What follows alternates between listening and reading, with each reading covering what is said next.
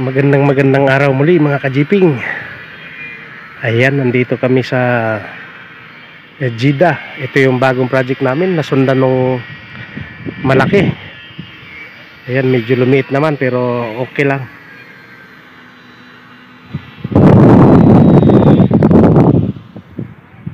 So naglatag na rin kami kasi ang flooring nito ay simentado, kaya hindi kami natagalan.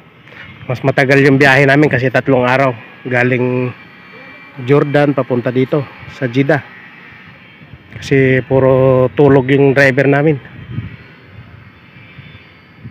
kaya inabot kami ng 3 araw. Ang biyahe namin masaya pero masakit sa lubot. Yan ang karanasan na hindi matatawaran.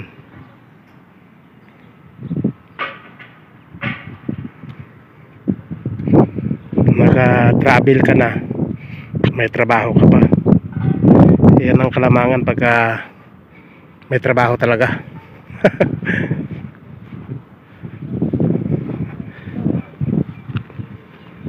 So maganda to mga kajiping, tong project namin ngayon kasi simentado yung flooring. So kumbaga hindi siya mahirap, madali lang kung alam mo na ang proseso, napakadali na.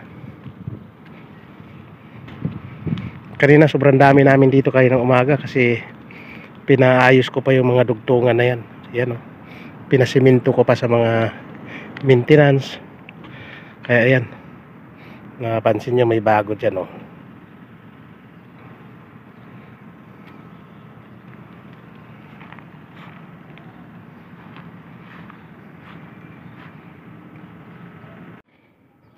Ayan na mga kajiping, naglagay na kami ng yung pangsalo ng glue.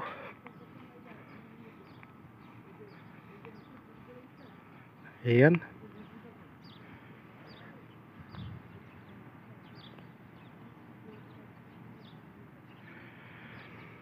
Kung napapansin nyo may kulay puti yan. Ang purpose niyan mga kajiping, yan ang sasalo ng glue natin. Ayan. Ito, magsasama tong dalawa sa ganyan, ayan. Kasi ito 25 meters lang to ang isang rolyo. So 25 meters, pero yung length ng ang width namin 30. Ayan, 30 yung haba. So kailangan may may lugtong kami na 5 meters. So ito naman, kahit may lugtong yan, kung napansin nyo, natabas na namin yan, hindi mo makikita ang pinakadugtungan yan kasi yan ang sinasabi nilang professional na joint. So hindi mo talaga siya makikita kasi yan, ganyan siya ngayon, pero pag nalagyan ng glue yan, hindi mo na mapansin na may dugtungan. Yan yung kagandahan yan pag veterano ka na sa pagtabas niyan. Ayan, kung mapapansin nyo, dugtungan lahat yan.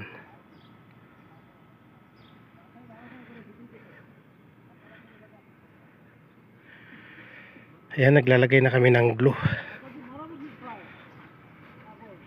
So naka na kami, naka 3 linya na kami. Ito yung kulay ng glue niya mga kajiping yan. So didikit yan ganyan. Kaya yan,